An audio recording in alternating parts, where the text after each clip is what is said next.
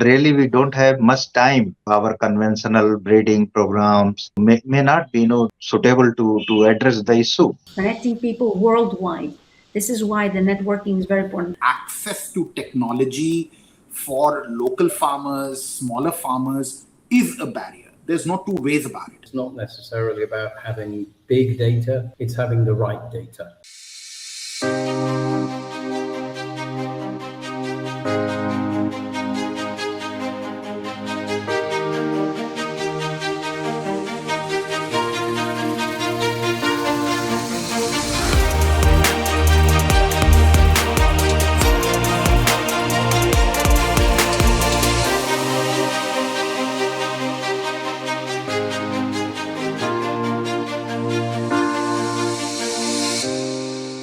I am Dr. L.K. Pandey. I have around 35 years experience in seed industry, and I'm very happy and I feel privileged uh, to uh, be part of this panel, and I'm coordinating this discussion. So, being an expert in seed industry for last 35 years, I would say that today's topic, which is next generation seed and including hybrids, CRISPRs, and climate resilient crops. I think these are three verticals where we need to discuss how these are relevant in current situation. Uh, we are really at the inflection point. I would say that agriculture today is at inflection point, and uh, many past achievements are being negated due to sudden climate change. So this needs climate resilient crops more and more. Relevance has increased today, and I think this climate resilience is required uh, uh, because earlier we were thinking that climate change is the risk of future, but today we can say it's no more a future risk. It's a reality of the present. So and really we don't have much time, so that our conventional breeding programs may not be that much uh, suitable to address the issue. So I think uh, today we have with us biodiversity experts. We have commercial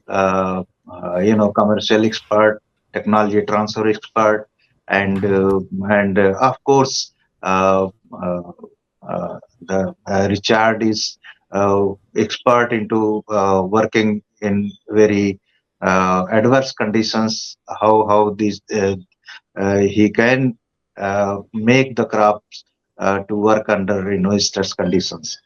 So I think today's topic can be highly relevant when we can converge our own expertise of working.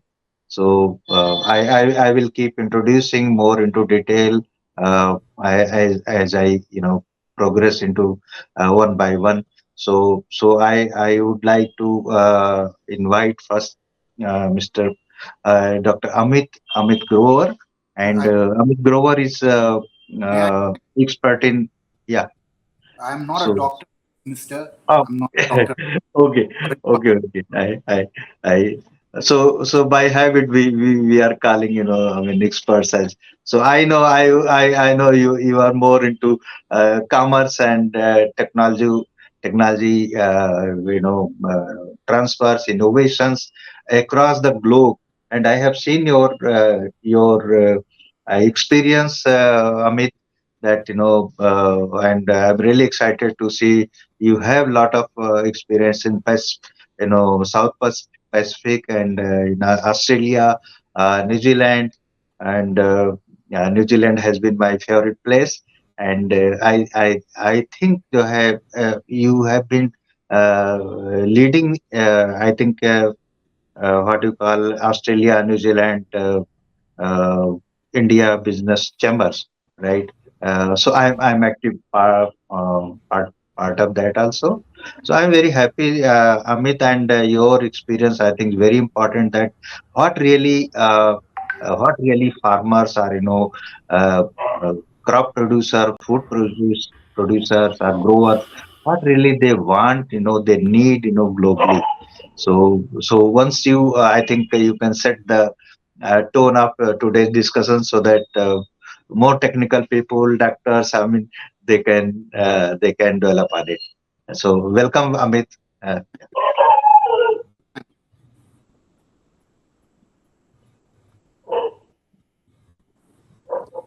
So would you want me to go? Like, would you want me to kind of yeah, start with? yeah. Just few line of introduction. Then I can ask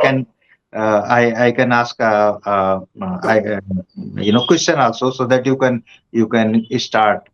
I think how it'll help is let me introduce myself, and then you can go to other panelists and let Yeah, them briefly introduce themselves, so that all our audiences know, where who we are and what we do. that's First, great. first thing first, can everybody hear each other?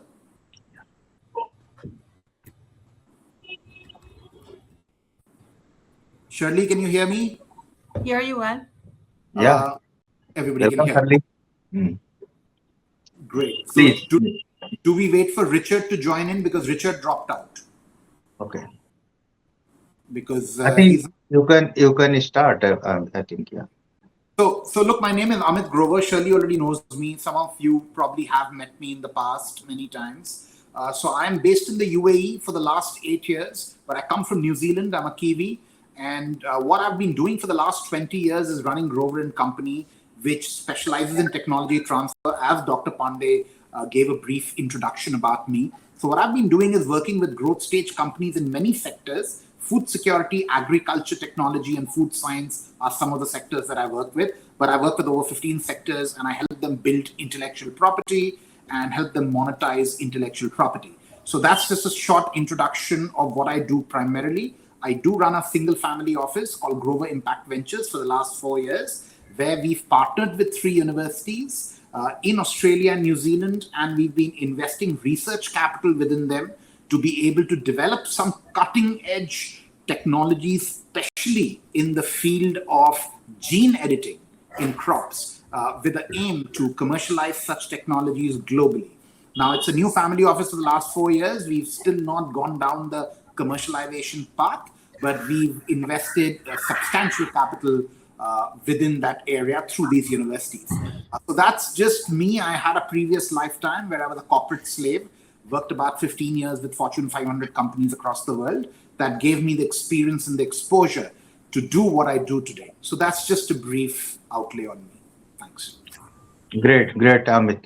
So may I request Valencia, Valencia, Dr. Valencia, please. Welcome from my part as well. I had some difficulties a little bit at the beginning with the sound, but hopefully you can hear me at the Yeah. moment Yes. and during the panel. So this is great.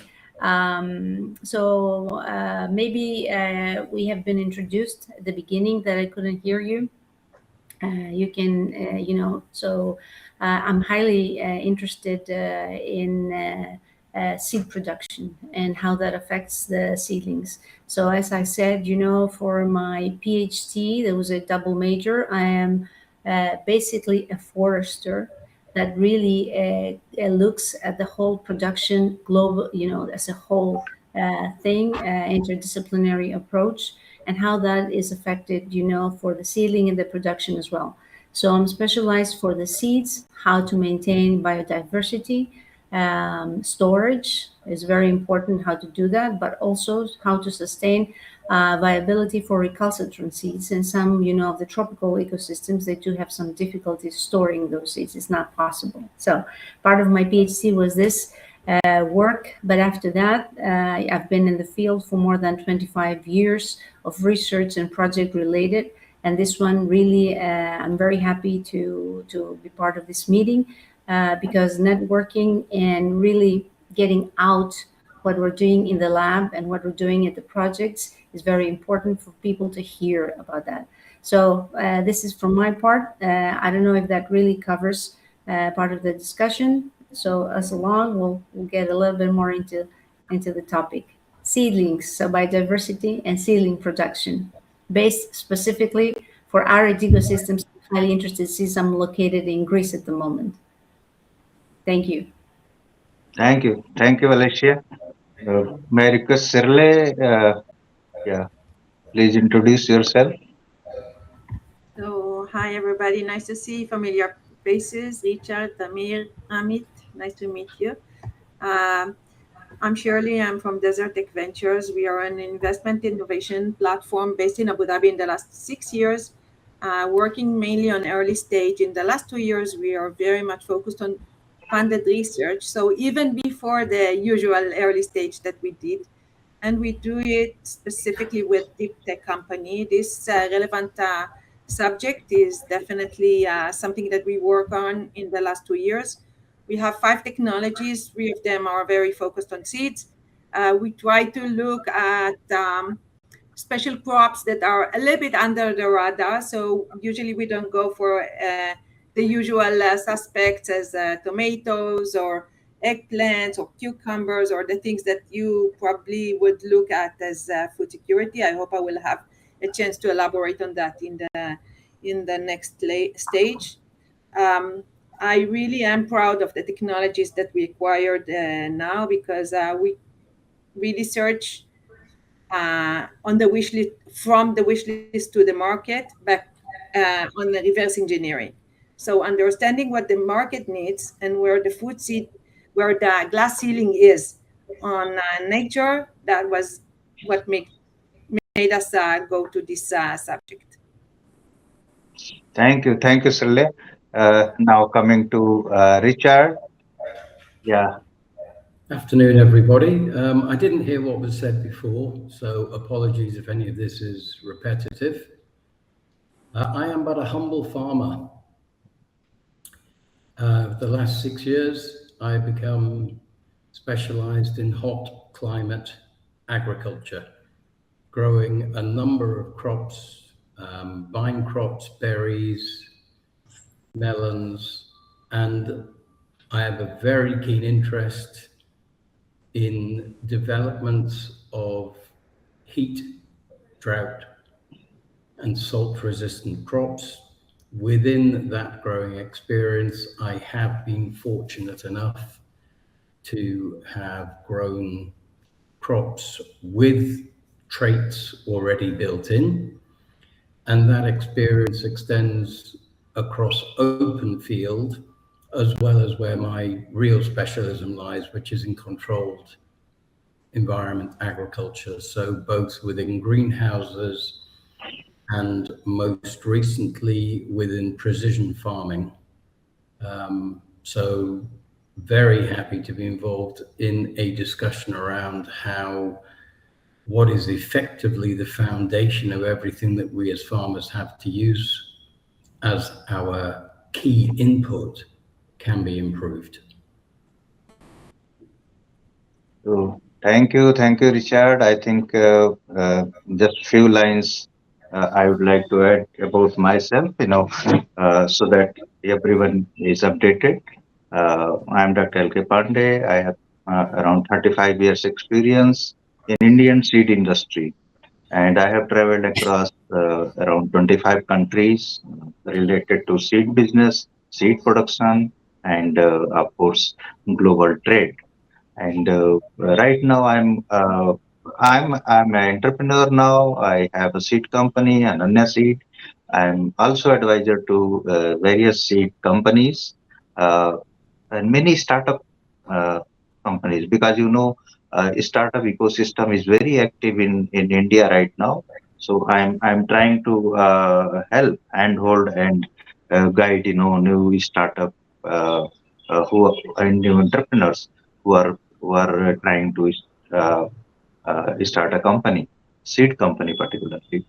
And right now, my focus is really climate resilient crops, new seeds, and more working towards access to seeds uh, for very small and very small and marginal farmers, tribal farmers. And I know that the reach is very poor still. And globally, you can see that top 10 companies collectively, they are not able to address even 10% of small and marginal farmers of the world. And this is a study reported a few years back. So this is very relevant. So now I'm thank you so much for introduction. I'm coming to Amit.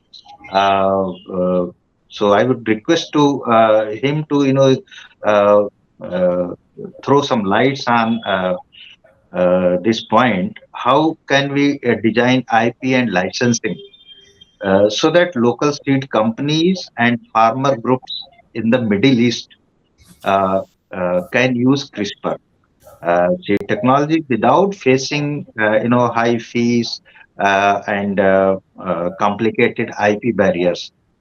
So I think this is very relevant when we are talking about technology transfer across uh, countries. So I think Amit, you can throw light on it, please. Yeah, I mean, look, I'm going to address this question from two aspects. The first aspect of my experience in this field, commercializing some of these technologies to very organized companies. And number two, from a perspective of what's really happening currently. Now, this is a very pertinent point. Access to technology for local farmers, smaller farmers is a barrier. There's no two ways about it. And do I have a solution? Probably not at the moment.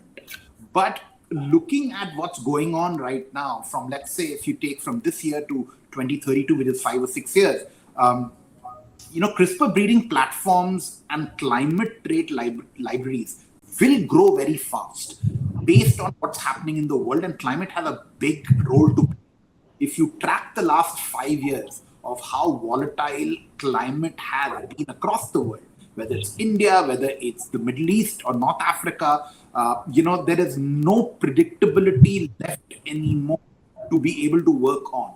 So because of that, and regional licenses and IP pool are not only vital, but we are seeing that these are growing. So what used to happen previously, 10 years back, that you would have global IP, and then each country or each region or each company in that region or farming conglomerate in that region would license their IP for their specific purpose. Now that is not good enough anymore.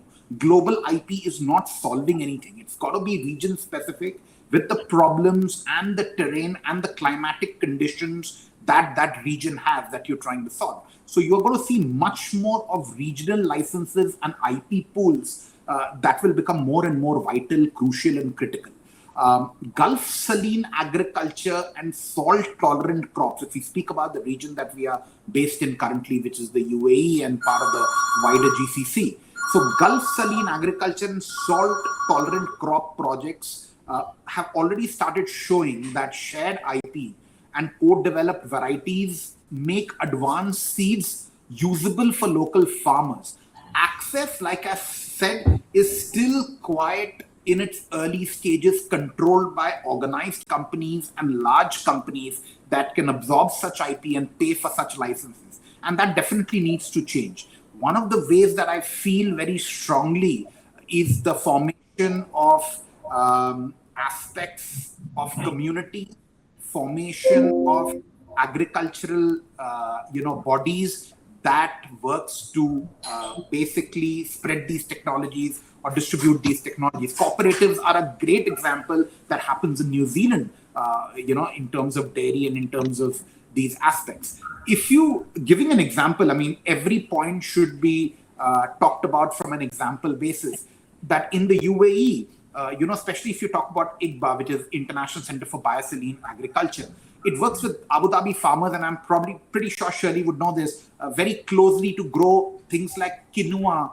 and salicornica using desalination brine, which is a great technology that you can use to, kind of grow some of these crops under a technology transfer arrangement, which is demonstrating practical sharing of seed and agronomy know-how and related IP. It's happening as we speak. But like I said, that I don't have an answer for what kind of model would really work, but there needs to be a model that makes technology transfer access to smaller farmers and medium-scale farmers that are not conglomerates and corporates. So that's how I would kind of look at this with an example.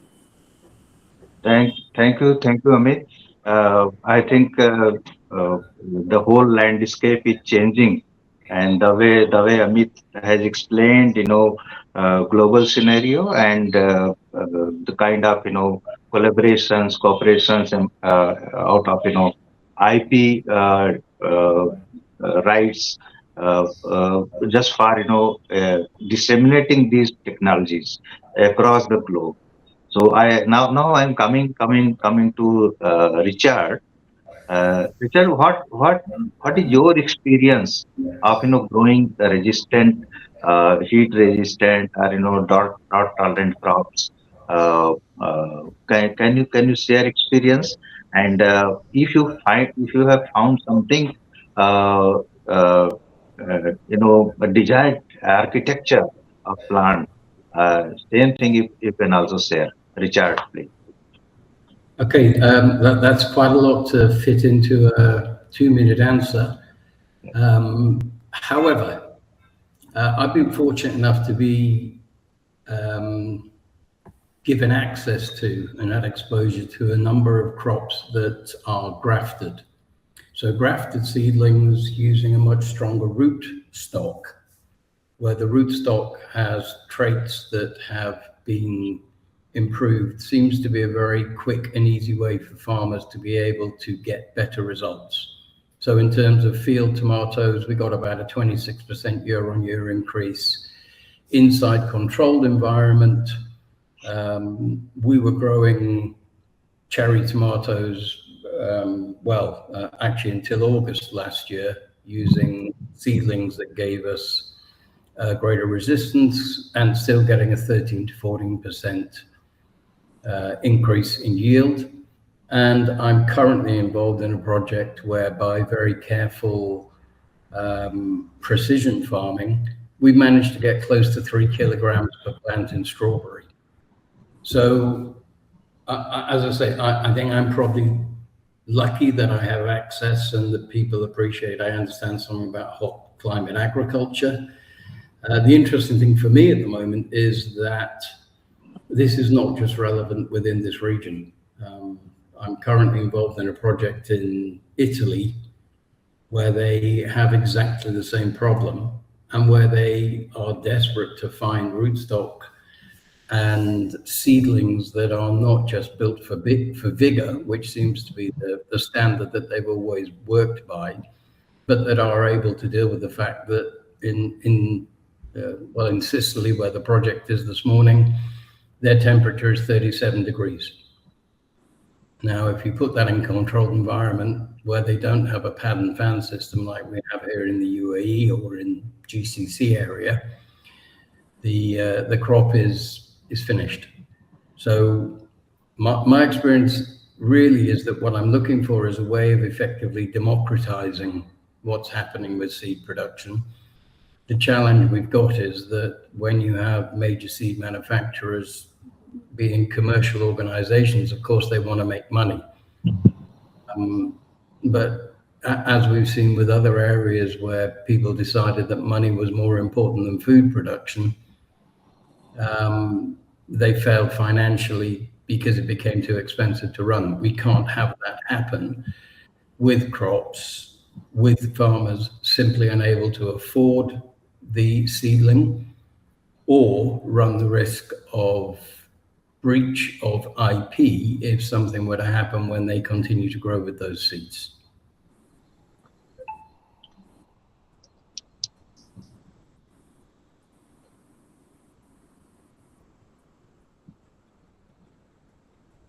Yeah, thank you, Richard. And I think now we all are working like climate warriors.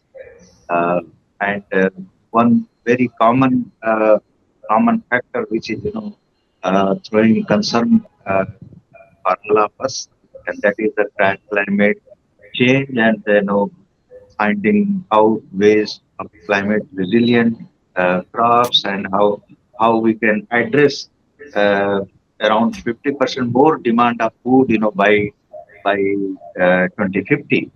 And that kind of challenge, we need to come collectively, like our commerce people, our scientists, and certainly our technologies, seed people.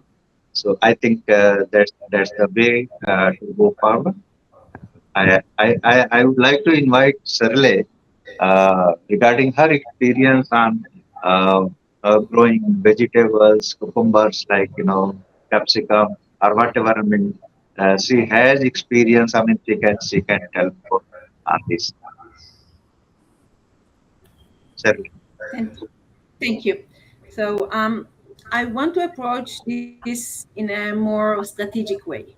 We Yeah, are, of course, located in the UAE and the MENA region in one of the harshest climate areas in the world. So we have climate coming up from one side. From the other side, we also have food securities issues. We see that what happens in the last war, but also in COVID and other. We need to make sure that our logistics and food security is well grown locally, but also well secured from other places. And the third thing is the global population of the world. And this is where you look at food security as really a global issue. And when you take these three and try to put them into one equation, you understand that there is a strong glassing, as I said before, on what nature can achieve. Nature can achieve only so much for feeding the whole population. So our approach is trying to find what we can do with high technology to actually break this glass ceiling. We chose uh, the biotech sector. So we chose gene editing, we chose CRISPR, we chose all the very sophisticated deep tech to look at the basic grains or the basic seeds that we have and make it, of course, much more resilient, get better yield, etc. This is the basic. This is what we need to do in order to have food security. We are all year around that. Uh, Other than that, I want to really emphasize the fact that even the normal seed companies that you see today, and we represent a few global ones, are doing a very good job selecting seeds, matching seeds to climate that can really work. And we've seen that happening in the UAE in the last, I think, 3 years. We see how uh, huge companies that distribute seeds like Sherwood, Silal, and other are really doing good job with introducing to farmers and introducing to ecosystem the new varieties complete in nature. Our angle that is might be a little bit specific. Also, trying to look for crops that are under the radar. It's very clear that tomatoes, cucumber, capsicum, all the normal suspects will always be very focused, will always have the eyes of everybody, the engineers, the researchers, the technologies, the investors. That's clear because this is the normal food security. And we try to look at some different crops. I would love if we have time to just share a few examples. I'm here in the Weizmann Institute, so this is one of the best places to grow technologies, really considered to be one of the strongest research institutes in the world around the work that we are doing. And we've brought from here three technologies that I think are really amazing. The first one is about cotton. Cotton is something that we usually don't look at because it's not food, but it's huge on the market. And its impact is also very strong. So for cotton, what we saw, the most pollution and the most disturbing thing that it has is actually dyeing the cotton, the pigments that actually dye the cotton. So, us, our mission is to grow cotton that will grow automatically with the pigments inside. So, if you want to have a good vision about that, let's imagine blue cotton fields, which in that way will bypass a huge industry of $100 billion just by not having to dye the cotton. And of course, you all know what happens in this very traditional and very polluting dyeing industry of textiles. So, of course, we also offer impact around that. That's one example on how we look from an investor point of view in a market that in many cases are untouched. Um, I have more examples, but I also want to give other people a right to talk. Yeah. Thank you, Sarle. I mean, that shows we need to redesign our landscape and shift some crops here and there, choose new crops. And also, one thing very important, you highlighted that we need to focus on, I mean, old technologies or old varieties, local, I mean, varieties also, and their inbuilt, genome, and also the latest technologies like CRISPR, which can help our breeders to speed up their breeding programs, and they can choose the character, and they can insert it. I mean, they can just alter it so that we those crops will be more successful in the uh, changing scenario. So thank you, Sarle, and I will come back uh, uh, to you again. And Valencia has a lot of things to share because she is working more seeds and of course biodiversity. And I have seen her uh, biodata. So she has worked with many global agencies, global organizations related to biodiversity, conservation, and of course, for the sustainable ecosystem. So welcome, Valencia. Please share your thoughts on this. Thank you. Well, thank you very much for this question. What I really want to add up is pretty much climate change has been happening no matter what. Things have been not just recently. So a farmer needs to be ready no matter what for the B plan in order to introduce, and sustain production. Because a bad year is also sometimes follows up for the next year. So what I've been trying to do with the seeds and everything is storage, maintain viability, and also preserve biodiversity species. And this is sometimes really when it happens a hazardous situation, we might even lose some of them. And we know we have many of those species at the red zone.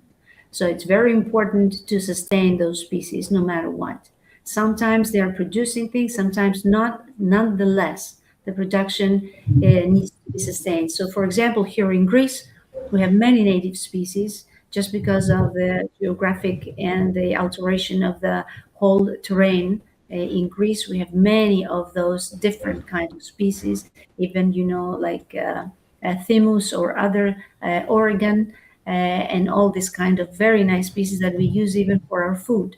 So it's a vast production for this one.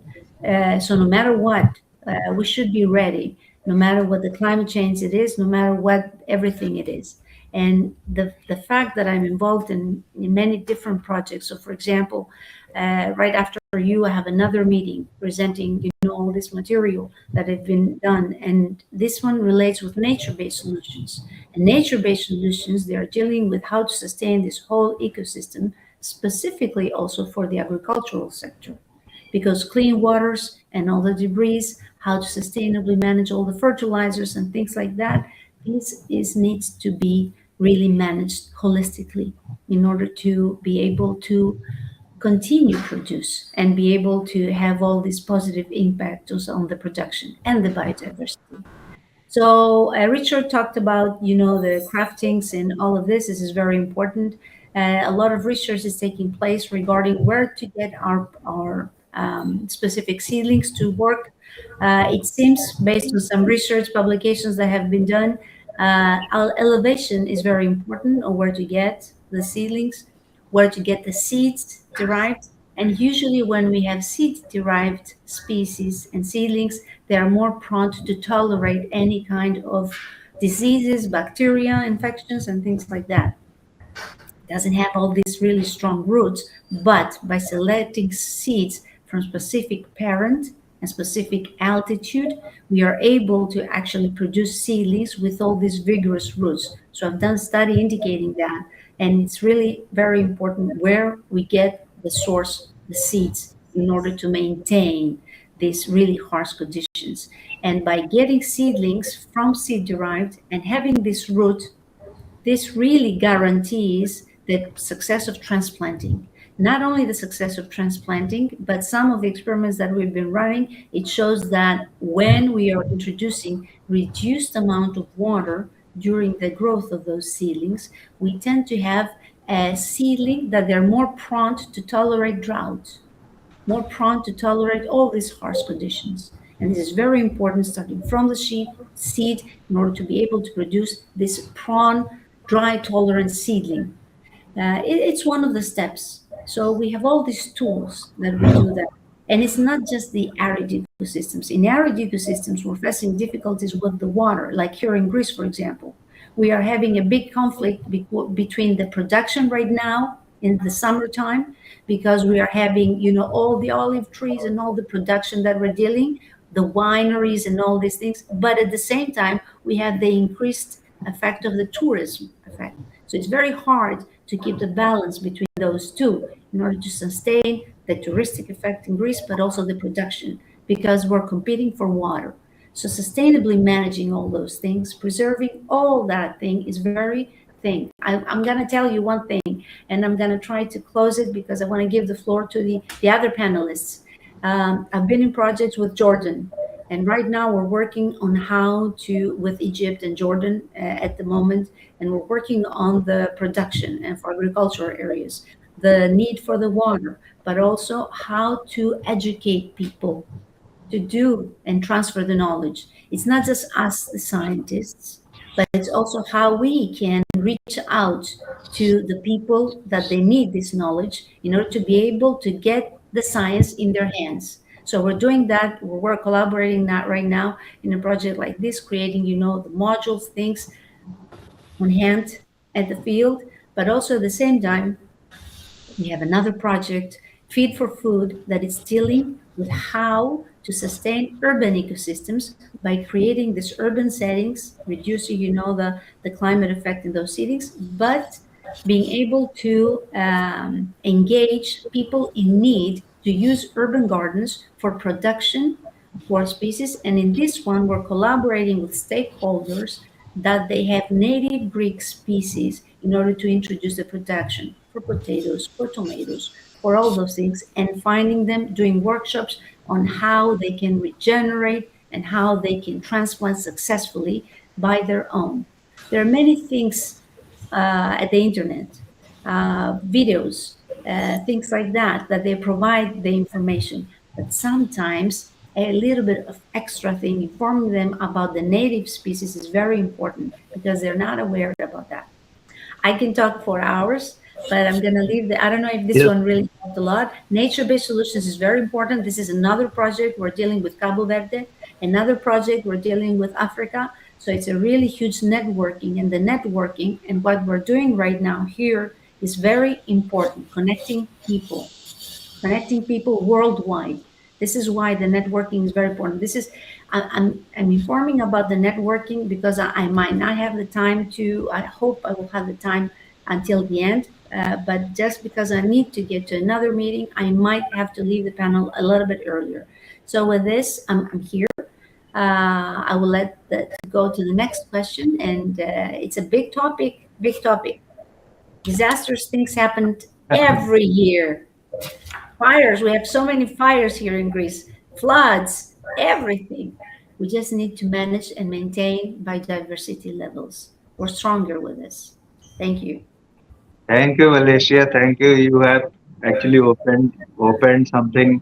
Uh, I was thinking only up to access to seed, but you really made me to think about.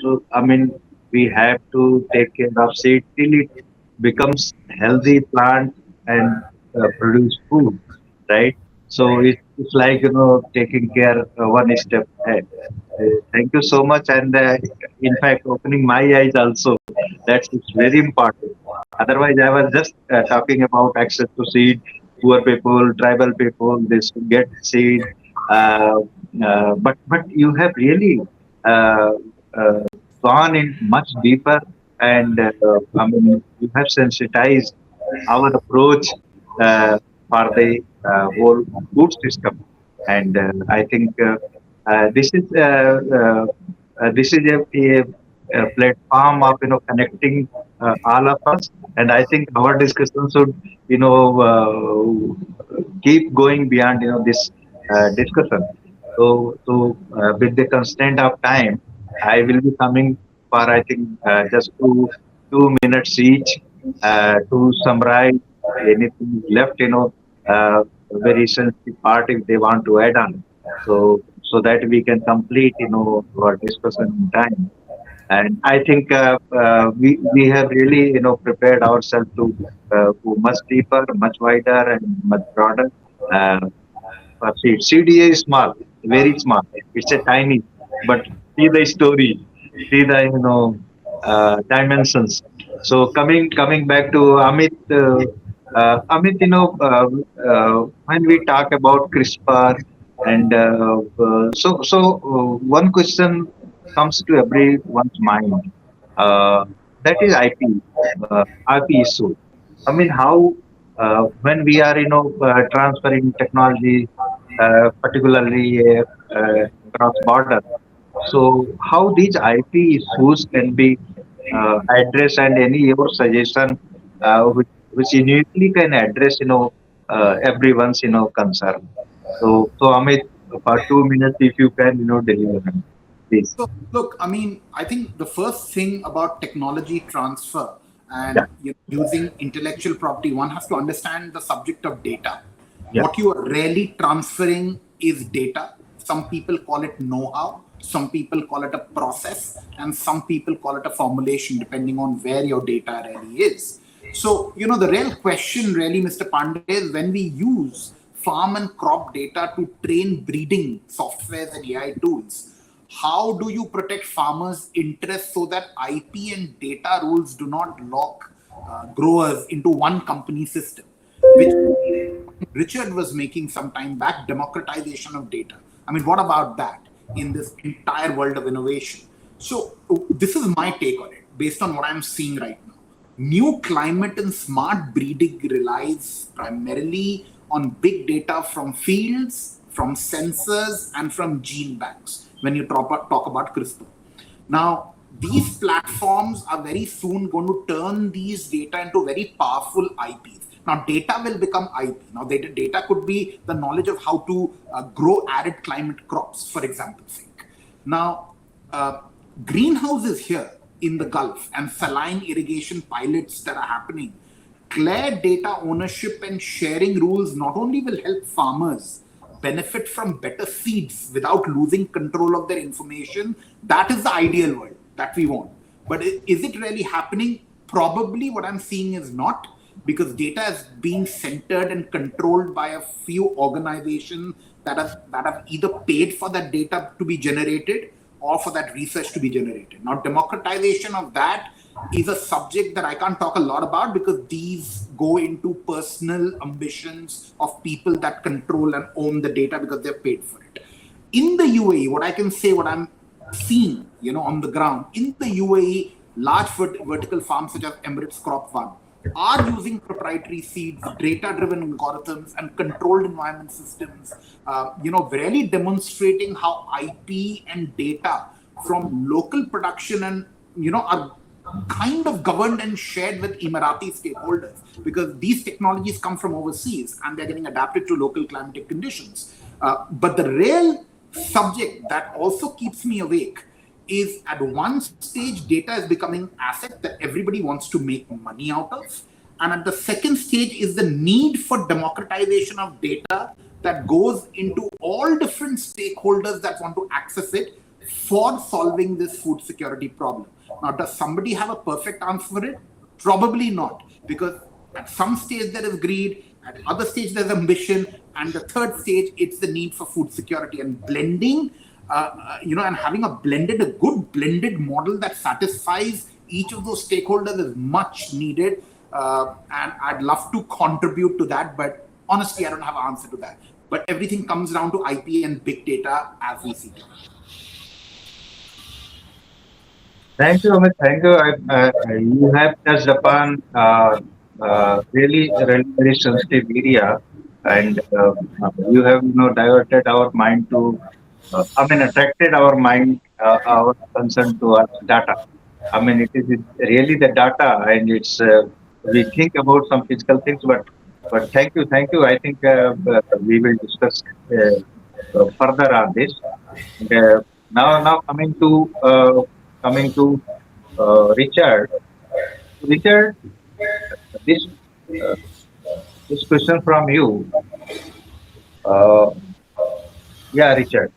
So do you think that there are a lot of people, lot of farmers, lot of users, they are not resource rich people.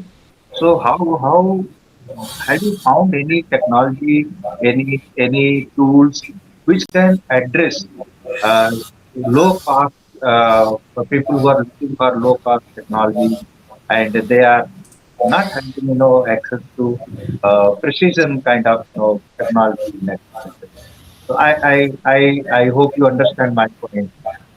I understand the direction you're going in. I'm certainly a big believer in what I would call right tech rather than high tech. Yeah. So when we talk about farmers learning how to use the tools in front of them, it's not necessarily about having big data. Big data tends to be rather expensive. It's having the right data. Amit's quite right.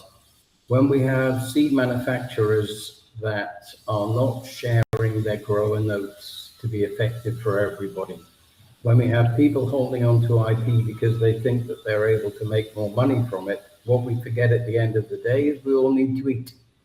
And if there is no food, then there will be no customers to buy the seeds, and we get into bigger problems. So for me, what this whole discussion turns around is how we just help farmers to be more effective. That comes from the seeds, that comes from the systems that we use. Go back to what Alicia said. If we can help farmers understand how to turn from farming to a factory, to give them the tools to be able to get more precision in the way that they farm in whatever environment they are doing it. So that doesn't mean you have to have a high-tech installation or a vertical farm. It's just helping them understand the systems that are more effective. The seeds will be part of that. A seed in itself is not going to grow itself. So what we have to think is more systematically about the way of improving farming and helping the people who farm, who, let's face it, 70% of farmers are still at a subsistence level on a global basis. Those are the ones we need to help. Because if we lose that 70% and they become more urban, they just decide it's not worthwhile, our problem grows. The more we can do to help projects like Alicia mentioned, the more we can do to get data out to people to understand the best way to grow. Not just, as I say, the seed, the way they manage their farms, the way they manage their soil, the way that they learn about hydro starvation, which, thank you, Alicia, is a tactic we've used to gain higher yields. That is what's going to happen. And then look at what is available coming out of places like KAUST, where the work of Mark Tester is bringing a different perspective to how we can actually manage the seeds, then we're going to start to get a route map forward that everyone can benefit from. Thank you, Richard. So nice, nicely explained. Now coming back to Sirle again. So Sirle, there is a question from audience. Mr. Jaco. Jaco wants to ask a question from you, especially, and that is: are you only interested in modified seeds, or would you consider a precision inputs? I mean, a question to you, Sirle. So yes, of course, we are looking at different kind of seeds. We are already connected with one of our suppliers in seed, Panera. It's one of the biggest in Italy, and we are definitely working on distributing in UAE and beyond. We are always happy to learn more. There's always improvements that we understand that we don't know, and of course, when it touches the basic crops, um, we are always happy to learn. We do have, I have to say, another company, Climate Crop, that is doing gene editing with the normal crop that we represent, and we are working together. So I would say I, I'm I'm feeling very comfortable with what we have now, but always looking at the market to find new stuff. That would be my authentic answer. I also have to say, regarding to my colleagues Richard and Emmett that talked about data and how to let the farmers have the right opportunities to grow better. I know for a fact that while we speak today, there are two amazing platforms that are now being finalized in the UAE, uh, designed specifically for the farmers for the UAE, for the climate in the UAE, for the food security policies in the UAE. Really local platform and very simple to use.